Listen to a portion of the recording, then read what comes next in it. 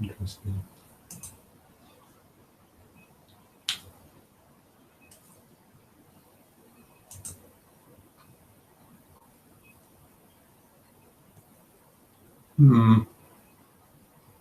Not sure what's going on here. Why are we not seeing your beautiful face, Erica?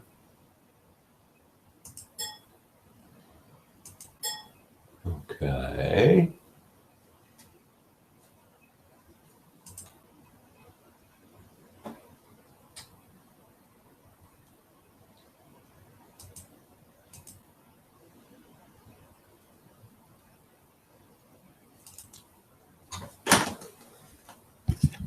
Oh, I know what it is, I think. I think it's because the camera's opening in somewhere else, isn't it?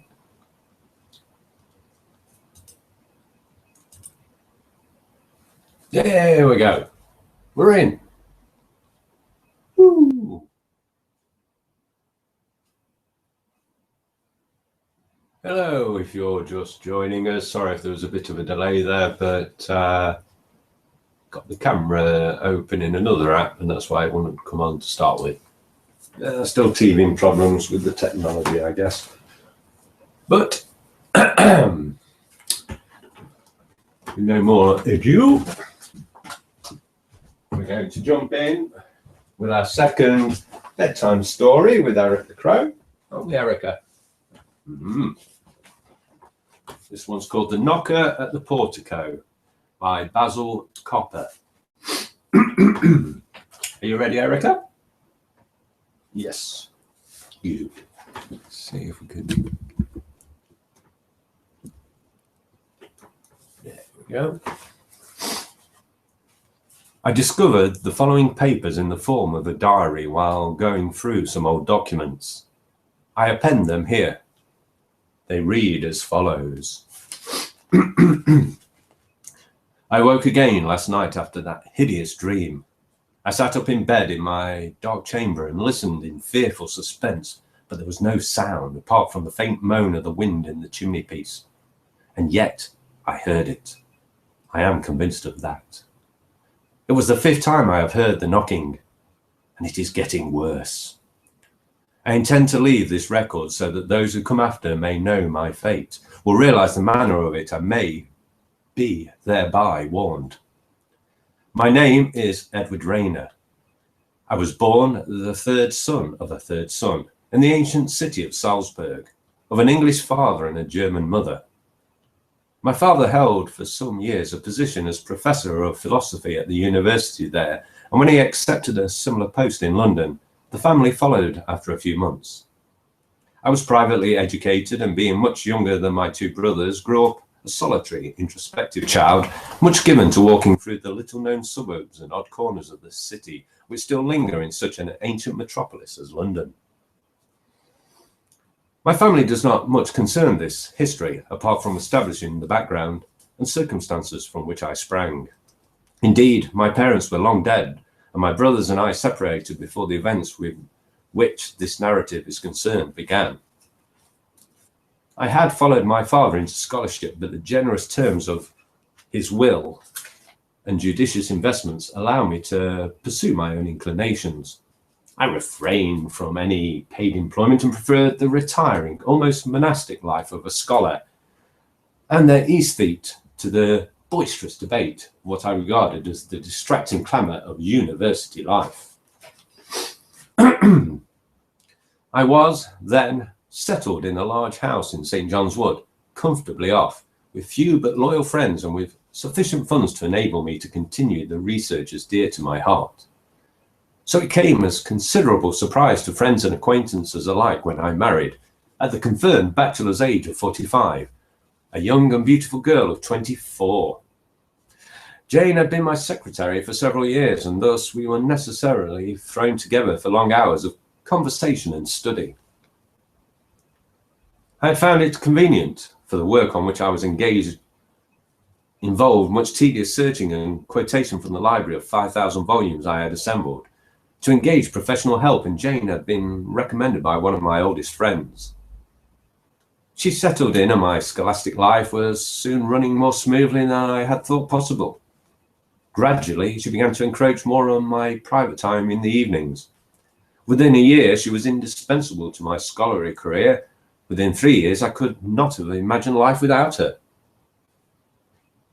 We were married in a quiet ceremony, spent our honeymoon touring the Middle East, and on our return to London resumed a style of placid, uninterrupted happiness which lasted for more than 2 years. So bringing me to the heart of an affair which has introduced darkness to what was hitherto all sunshine and pleasure, albeit of a somewhat gentle and intellectual sort. It is difficult to recollect at this stage in time and under the present distressing circumstances exactly when it all began. I had been sleeping badly. I was at a crucial phase in my line of investigation, and long poring over the crabbed Hebraic text had wrought me up to a high pitch of tension which even my wife had been powerless to prevent. Usually, I followed Jane's sensible advice in all things, but the work on which I was at present engaged and which had occupied my attention and thoughts for more than 4 years could no longer be thrust into the background. My publishers were clamouring for delivery, and as the volume had been pre-advertised, I had no alternative but to press ahead. The library in which I worked was a pleasant room and one well suited to my particular vocation. I had all the latest mechanical aids, including the new type of sliding rack, so that the selection of the more bulky volumes was a pleasure. But though I used glasses and occasionally a powerful magnifying disc, my eyes were troubling me. This was no doubt due to the flickering quality of the pressure lamps I had installed. These were not yet at a stage of perfection which they might later attain, and long hours of perusing manuscript, coupled with the minute concentration needed for the use of the glass, had made black dots spin in front of my eyes. Every half an hour I was compelled to cease my labours and a turn about the library, followed by a short rest in my chair, eyes closed, brought me once again ready for my sojourn under the lamps. But it was grueling, difficult labour of a kind which exacted much from a frame never robust and a constitution perpetually delicate, so that I often felt I was undermining my health on processes of research which might never come to fruition.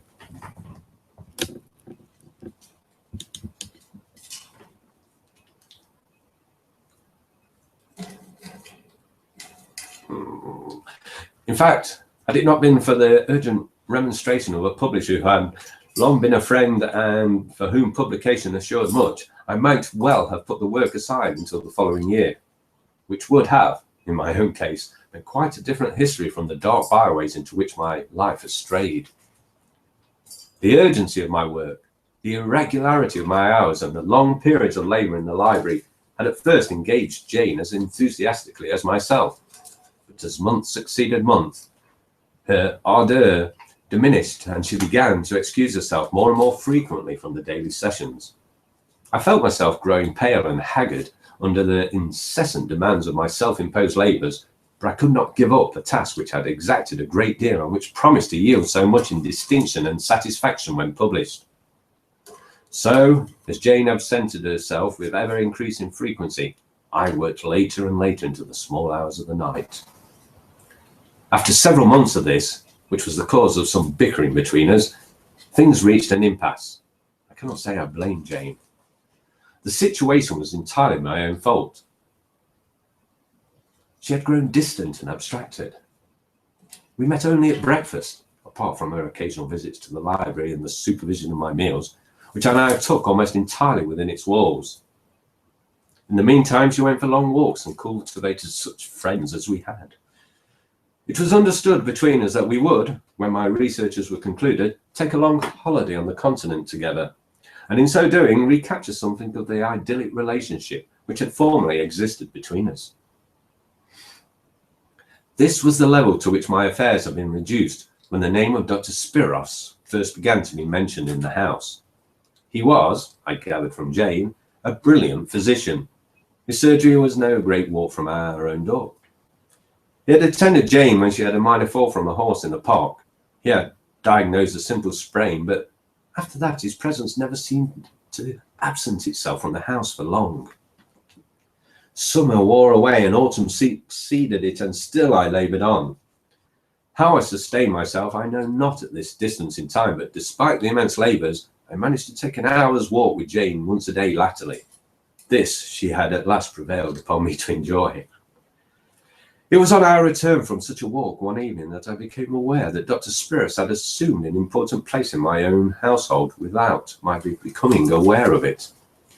He had, I think, far too much great an influence on my impressionable young wife, and if my mind had not been above such suspicions, I might have suspected darker things when I learned that he usually dined alone with Jane most evenings within my own walls. My surprise on learning this was succeeded by consternation when I found him on one occasion in the fastness of my library itself. Even my servants knew this was inviolate, and the doctor's lame excuse that my housekeeper had showed him in there by mistake left room for the gravest suspicion on my part. I remained courteous to Spiros, but I was now on my guard. I resolved to learn more of his relationship with Jane, which seemed to me to have passed beyond that of a mere physician-patient basis. Dr. Spirus was, I should have said, about 35 years of age, broad, black-browed, and strong in feature, with square white teeth which were perpetually smiling beneath his thick black moustache. He was much addicted to perfume or pomades, and the aroma of these had a habit of lying subtly in odd corners about the house, so that one was always conscious of his presence, even when his physical self was absent from my walls.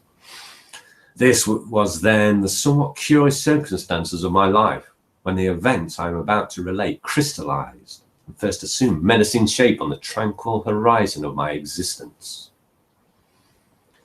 It was, I think, a cold, blistery evening in November when the first manifestation forced itself to my attention.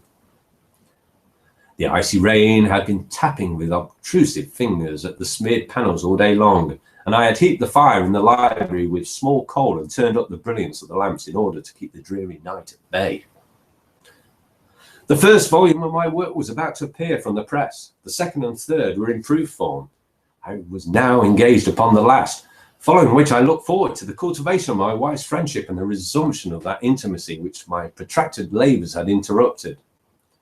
I just got up on the stool before my work table when the knocking began. It seemed to emanate from the inner recess of my brain, a great hammering thunder that commenced as a slight reverberation and then finally shook and tottered the very foundations of the house. The noise was such that I ran from the library and to the balustrade that ran around the landings commanding the main staircase and hall of the house. The door set under the great portico of the building must have given way under the knocking, but I saw it was still secure. Moreover, to my amazement, I saw one of my own staff pass it by without a second glance on her way across the hall. I stood with the massive echoes ringing through my ears before running down the stairs, 3 at a time. I wrestled with a bronze bolt on the oak-panelled door and flung it back. Nothing but the night wind and the tapping of the rain against my face. The entrance was empty, the brass lantern with its flickering candle swaying uneasily in the wind. I slammed the door with a hollow thunder behind me and made my way back up the stairs. In the passage outside the library stood my wife. She looked at me strangely. I said nothing but returned to my place at the desk and bolted the door after me. I was not disturbed again that evening. I have a great fear over something I know not what. I went to bed early but did not sleep. It was the beginning of many such nights.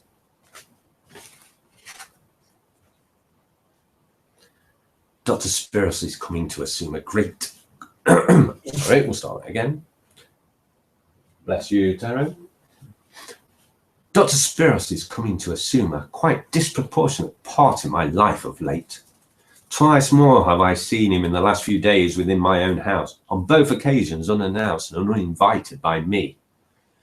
I really must speak to Jane about this sometime. It was almost as if he had assumed proprietorship of my establishment. There are times when I feel like a stranger in my own household, and yet the man has a kindly face. On the last instance of our meeting, I had an impulse to consult him on the subject of the knocking. He smiled encouragingly as we passed on the stairs, but then something in his eyes hardened my heart against him, and I brushed by him somewhat discourteously. I do I do not know what to make of the man, but I fear a straight encounter with Jane upon the subject. I badly need a friend and some disinterested advice, though it seems I cannot get this, even within my own family.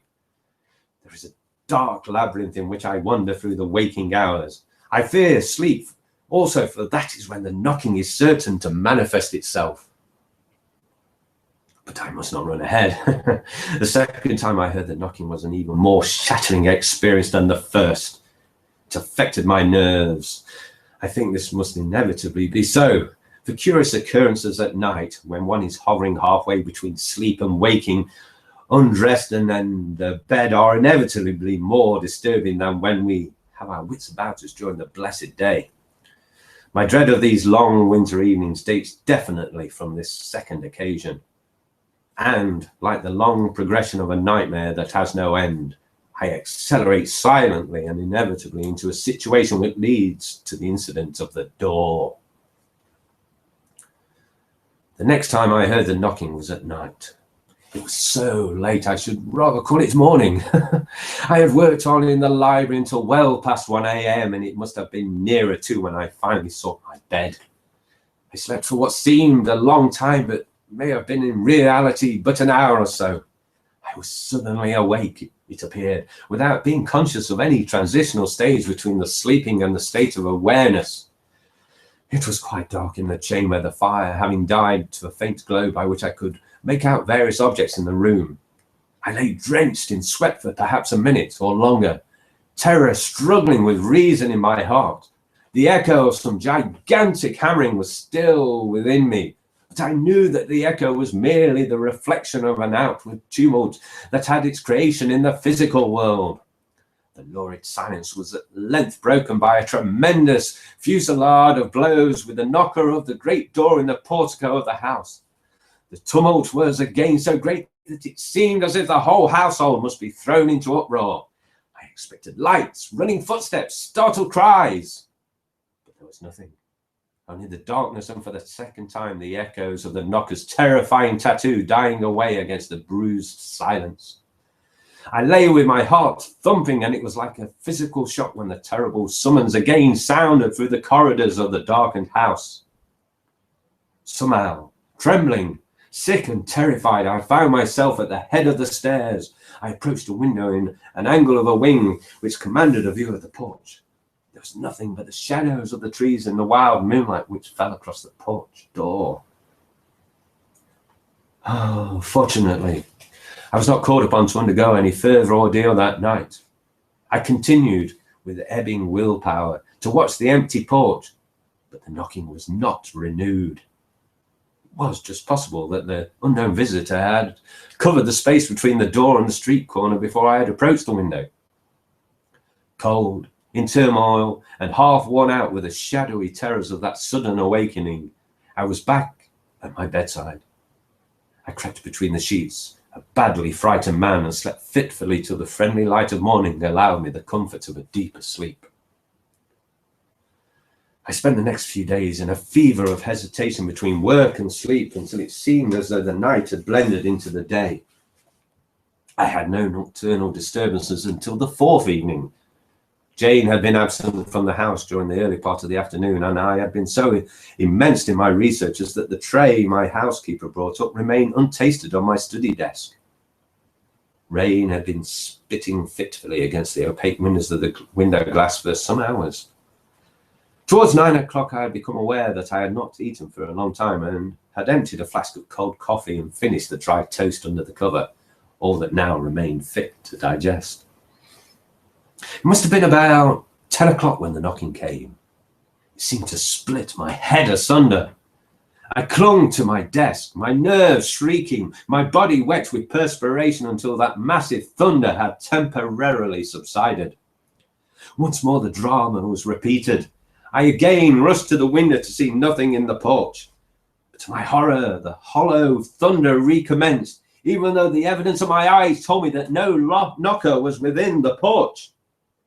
Dropping the volume I had been perusing, I ran, eyes staring and with clothing awry, to the ground floor. I flung wide the door. There was only shadow within the porch, that, a tendril of vine that dismally against the wall and the ceaseless spitting of the rain. Just then a serving woman of my household appeared, startled, in the hall behind me. I seized her by the arm. "Did you not hear it?" I said in an agitated voice. To my anger, the girl shrank away from me with a whimpering cry. "Fool!" I shrieked and ran away from her, leaving her to close the great door. Spiros is concerned in this in some way, and I am convinced Jane is helping him. I feel so helpless, and yet I am master in my own household, albeit a master without power. Even the servants are turning against me. My housekeeper has a strange face when she brings in my trays, for Jane will not even perform that simple duty for me. The knocking was not heard again that night, thank God, though I slept fitfully. I hear much whispering in the house, and Spiros seems to spend a great deal of time here, so I am resolved to be on my guard. I cannot catch them at the knocking, they are too clever for that, but I can spy on them in other ways when they think I am in the library. Yes, that is what I will do. What I must do if I am to solve this hideous curse which is hanging over me. How dark the house seems these winter days. Even my researches, which was once so dear to me, have lost their savour. My eyes, too, trouble me inordinately. I must consult an occultist, or blindness may ensue. Strange how my mind is at this moment dominated by the absence of light. Darkness, absolute and imbued with terror, reigns supreme. Later, I have heard the knocking twice again, each time more demoniacal than the last. As before, there was nothing in the porch. I have been quite ill. I would not have Spiros near my bedside, but consulted my own man, Dr. Fossey. Though I fear they have conspired together. Jane has not been to see me after the first time. She said my condition had upset her so powerfully that she could not bear to come again, at least for the time being. I suspect otherwise. She and Dr. Spiros have been drawing ever closer during these past weeks. I distrust most medical men, but he particularly, though he smiles amiably enough. But all these grimaces and airs and blandness with the patient do not for one moment deceive a person as shrewd as myself. I feigned unconsciousness the last time Fossey called. He went away after a while. I took the opportunity of slipping from my bedchamber. Jane now sleeps apart on the excuse of my illness, and putting on a robe, descended to the lower floor of the house. I could hear muffled voices from the dining room. The door was ajar. Looking in, I saw Spiros hand Fossey some strange, greenish-hued capsules. I see what he is at. What a mercy I came down. Fossey tried to introduce Spiros' poison among my medicaments tonight. He handed me the deadly capsule together with a draught of water. On pretense of swallowing it, I managed to drop it to the floor on the far side of the bed, where it rolled into a dark corner. Fossey seemed satisfied. I am better now and up and about again, working in my library. Spiros seemed puzzled the next time I encountered him in the corridor, as well he might. But for my shrewdness, I should now be lying in the churchyard with its crooked headstones, which can be seen from the tallest attic of the house. If only I could talk to Jane, but she would not see me unless accompanied by a third person, usually Spiros or my housekeeper, and that will not do at all. Thank God the knocking has not been heard for some time. I must take comfort from that. In my weakened condition, it might have incalculable effects upon my general health. In the meantime, I have resumed my studies. I'm even struggling on with the 4th volume of my sadly interrupted work. Thanks to the improved cones of the pressure lamps, which have just been delivered, my eyes are holding out. I could not bear it if eternal darkness should descend. This was the situation which obtained for several weeks more. Jane remained aloof. The consultations with Spiros and Fossey continuing, the servants discreetly neutral, while I strove under terrible conditions to bring my great work to a close. January of a new year came in with thick snow. I could not forbear contrasting my present straits with the Happy New Year rituals Jane and I had been wont to share in earlier days. February followed with bleak winds and heavy rain, but my work was progressing well, and it wanted but 2 or 3 pages more to round off the labour of more than half a lifetime. But at the same moment, my health, which had been robust by my standards, began to worsen again. My eyesight, too, troubled me, and my peace of mind was tortured by Spiros's sly machinations. Twice I had caught him walking the street with Jane. On another occasion, I saw them one evening descending from a cab. I followed along the crooked alleys until I saw them go into a lantern-lit entrance of the Medical Institute. This situation seems to plunge me deeper into even darker subterranean passages of unfathomable depth. The crisis has come. I am no longer my own master. I think that I have had more to bear than almost any wretch on earth. Tonight I finished my immense labours, wrote finis to the script with a triumphant flourish of my pen, and flung the thing down. I even executed a little dance around the shadowy library, whose silence was broken only by the lonely hissing of the lamps. I sought the small liquor cabinet I keep in there, and poured myself a glass of port for a solitary toast. I had no sooner lowered the glass than a splintering crash made the whole building shudder. The amber liquid splashed in carmine rivulets across my manuscript, and I staggered to my feet, my hands clasped over my ears to keep out the insane cacophony of those mighty thunderclaps.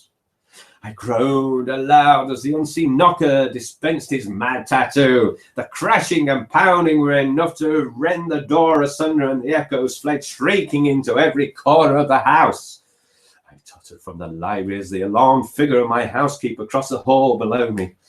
I descended the curving staircase in a frenzy. We reached the door almost together. "What is it, woman?" I shouted, convinced that she knew something of this fearsome mystery which was slowly draining life itself from me. My wild and haggard eyes must have startled the woman, because she fell back against the door as though she would prevent me from opening. "Mrs. Rayner is leaving, sir," she said. "Leaving?" I shouted. "What means this?" I pushed past her as a cab wheel grated at the curb. Outside, through the porch window, I could see Jane and Dr. Spiros entering a barouche in the windy night. The glimmer of light from a nearby gas lamp fell square upon Jane's face so that I could not be mistaken. "Let me pass, woman," I told the housekeeper. She stood foursquare against the door. "It is better this way, sir," she said with a white face. I was in a passion of rage by this time. "Woman, you shall let me pass," I shrieked. There was a rack of oriental curios inside the hall. Almost without realizing it, I found a Malay kris in my hand. I passed it not once but several times through her body, my hand seemingly without volition of its own. Horrified, I saw Mrs. Carfax hang there as though crucified. Before sliding to the floor in bloody death, I opened the door and fled into the wild night. I could hear the scraping of the barouche's wheels on the cobbles ahead of me. I followed, cutting through the small alleys and courts. I knew this portion of the city intimately, and by this method could be sure of keeping abreast of them. I still carried the knife. I know not why. Presently I was in a deserted part of the metropolis, which was unknown to me. I could still hear the cab's progress, but was obliged to keep it in sight for fear of losing my way. Presently it stopped in front of a fine Georgian building with a large porch, lit by a brass lantern from above. Spiros, for I could now see clearly that it was he, paid off the cab, and he and Jane entered the house. I waited until the barouche had disappeared. The street was quite empty and deserted. With a mad cry, I rushed across to the house, from which light now shone brightly, and seized the iron knocker. As it crashed against the door, the same terrible thunder I had heard so many times rushed upon me, seeming to mingle with the frenzied tattoo of which I was myself the author. I reeled in agony, clinging to the knocker. The knocking rose to a horrendous crescendo which seemed to penetrate and split my brain. A moment longer, and the door was flung wide. I saw first the horrified face of a manservant with Spiros and Jane behind him. I screamed and sprang forward with a knife. "Wife stealer!" I shouted and lunged at Spiros's throat. He was too quick and strong for me. He and the manservant attempted to pinion me. A terrible, silent struggle now began. Jane was by my side, white and distraught. "Edward," she pleaded, "Dr. Spiros is only trying to help you as am I."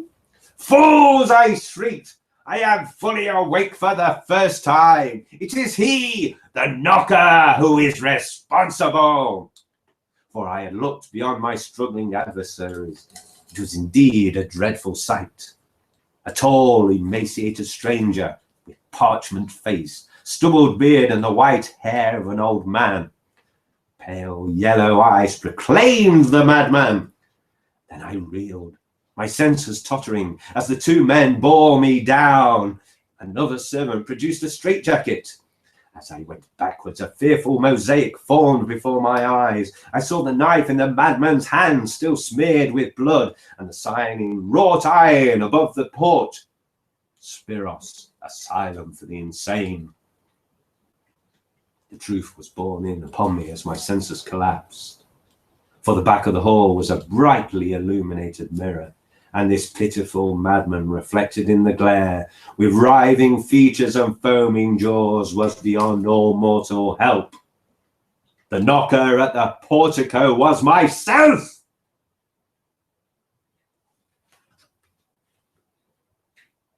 The manuscript had a note attached to it in another hand. It said that the patient, 642, had spent 33 years in the asylum and had died there at the age of 78. I put back the papers in the box and sat in thought. My name is also Edward Rayner. I am the third son of a third son. The writer of the narrative was my great-grandfather. I heard the knocking for the first time tonight. Ooh. Did you enjoy that one, then, Erica? Good. I don't know what we shall have next week, but that's it for this week's bedtime stories with Erica. Also, we go by her official term, Eric the Crow, and that was The Knocker at the Portico by Basil Copper.